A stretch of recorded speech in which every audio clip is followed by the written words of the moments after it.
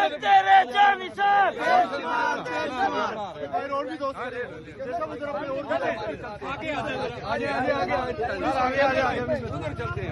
बैठ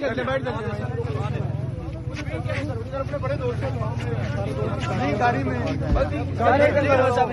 अल्हम्दुलिल्लाह हमारे लीडर बाहिफाजत कोट लखपत जेल से रिहा हुए हैं।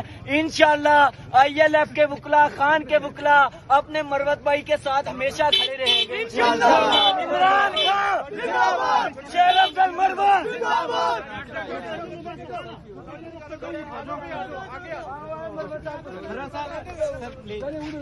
तेरे जानी साहब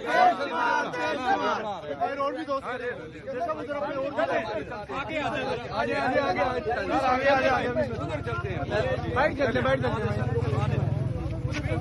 अपने बड़े दोस्तों नहीं गाड़ी में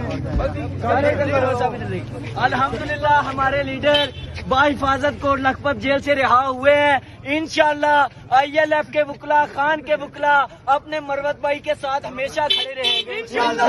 इमरान खान जिंदाबाद, शेर अफजल मरवत जिंदाबाद।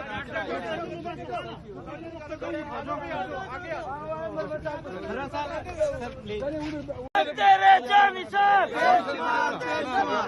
और भी दोस्त